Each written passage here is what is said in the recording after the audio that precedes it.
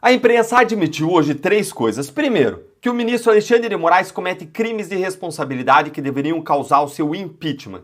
Segundo, que o Moraes é político de toga.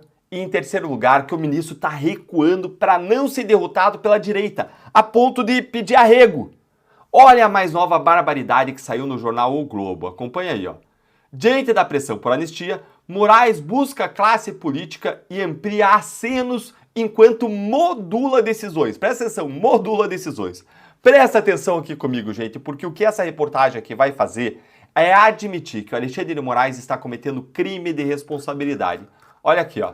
Com a intensificação do movimento pela anistia aos condenados pelo 8 de janeiro, o ministro Alexandre de Moraes, do STF, tem feito movimentos interpretados por parte do Congresso e pela própria Corte como uma tentativa de alcançar demonstrações de apoio. Embora o magistrado tenha um histórico de bom trânsito político desde que ele assumiu a cadeira do STF, a percepção entre parlamentares e colegas da Corte, ouvidos em caráter reservado, como sempre, é que ele intensificou esses contatos no momento em que a pressão de bolsonaristas se acentua. Ou seja, o Globo está dizendo aqui, sem tirar nem pôr, que o Moraes ele está tomando decisões no STF não porque ele está aplicando a lei, a Constituição, mas em resposta ao avanço da anistia e para conseguir apoio político dentro e fora do Congresso. E mais, que o ministro sempre teve um bom trânsito político, ou seja, ele é bom em fazer política. Deixa eu te mostrar o que isso aqui significa. É mais um motivo para o impeachment, dentre tantos outros. Lá na Constituição Federal, no artigo 95, parágrafo único, inciso 3º, diz o seguinte, olha aí na tela. Aos juízes é vedado dedicar-se à atividade político-partidária. E quais são as consequências para quem viola esse preceito constitucional? Tá aqui, ó, gente, na lei do impeachment, de modo muito claro. Artigo 39 são crimes de responsabilidade dos ministros do STF. Tá aí, ó. Inciso 3º, item 3, exercer atividade político-partidária.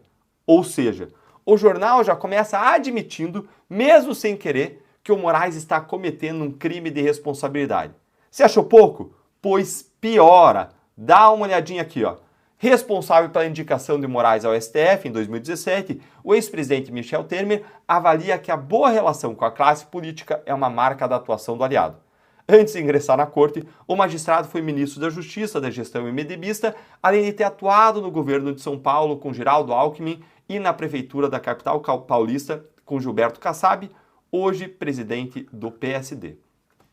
Diz ele, o ex-presidente Temer, eu conheço o Alexandre há muito tempo e ele sempre foi de muito diálogo, especialmente diálogo com a classe política. Nessa condição do Supremo, ele continua com o mesmo tom, sempre foi assim, disse Temer ao Globo. Gente, isso aí é o absurdo do absurdo, ou seja, o jornal, ele não só fez questão de mostrar que o Moraes é um verdadeiro político de toga, como ele foi além, e ele trouxe o padrinho político do Moraes, o ex-presidente da República, o Michel Temer, para fazer agora um comentário em tom elogioso sobre como que o seu pupilo sempre foi um bom político. Me diz se isso aqui é ou não é, para deixar qualquer brasileiro de bem indignadíssimo. Aí a matéria ainda nos conta quais foram os movimentos do Moraes buscando apoio, respaldo no Congresso para não ser derrotado, ou seja, pedindo arrego.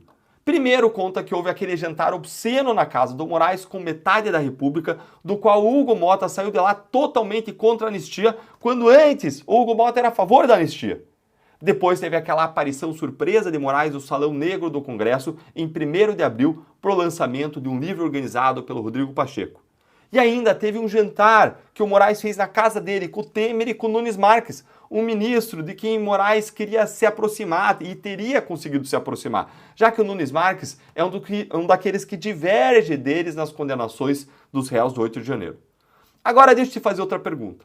Você consegue imaginar uma matéria benevolente dessas daqui, na época da Lava Jato, dizendo em tom elogioso como o Sérgio Moro é político, como ele tem um bom trânsito com a direita, como juiz da Lava Jato e que ele toma suas decisões sempre pensando politicamente para atingir a esquerda? Tudo isso em tom elogioso. Vocês conseguem imaginar alguma coisa assim? Na Lava Jato nada disso aconteceu, mas se acontecesse, a imprensa toda ia chamar isso de escândalo, ia cair matando.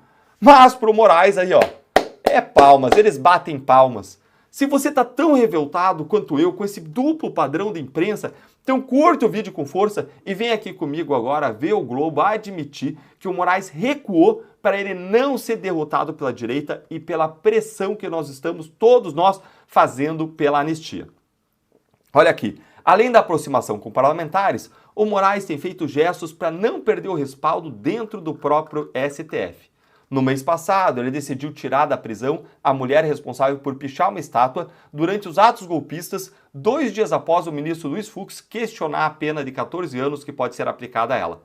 O movimento foi visto como uma forma de aplacar as críticas de que as punições a investigados que depredaram prédios públicos durante os 8 de janeiro têm sido punições excessivas. Além disso, o ministro autorizou na semana passada que 24 parlamentares visitem o ex-ministro Walter Braga Neto na prisão. O general, que foi vice na chapa de Bolsonaro na eleição de 22, está preso desde dezembro em uma unidade militar no Rio. Em ocasiões anteriores, o ministro impôs restrições para visitas a presos ligados à tentativa de golpe. No ano passado, Moraes chegou a vetar que a deputada Carla Zambelli se encontrasse com mulheres detidas no complexo da Papuda, lá em Brasília. Ou seja, gente, Moraes sentiu. E Moraes tomou essas decisões recuando, porque ele passou a se encontrar numa posição mais fraca do que ele estava antes. Porque, olha, quem está forte, quem é invencível, não precisa fazer esse tipo de gesto, de aceno, de recuo. Como diz o próprio jornal, recuos. Moraes, ele viu como a repercussão pública dos seus abusos e a força da direita estavam causando o risco de ele perder até mesmo apoio dentro do Supremo, onde ele ainda é muito forte, apesar de tudo. E por isso é importante que a gente siga fazendo esse tipo de análise aqui, que tem 2 grandes objetivos. Primeiro, denunciar e criticar essa normalização que a imprensa faz dos ministros do STF simplesmente fazendo política. Mas, em segundo lugar, ajudar você da direita a nunca esquecer da força que você tem, da força que nós temos. A luta é árdua, a luta é difícil, o caminho é marcado por várias derrotas, por avanços e retrocessos. Agora vai, de repente não é mais bem assim, não vai. Mas os resultados demoram para chegar, mas chegam, uma hora eles vêm. E ao longo do tempo, a força das posições vai mudando.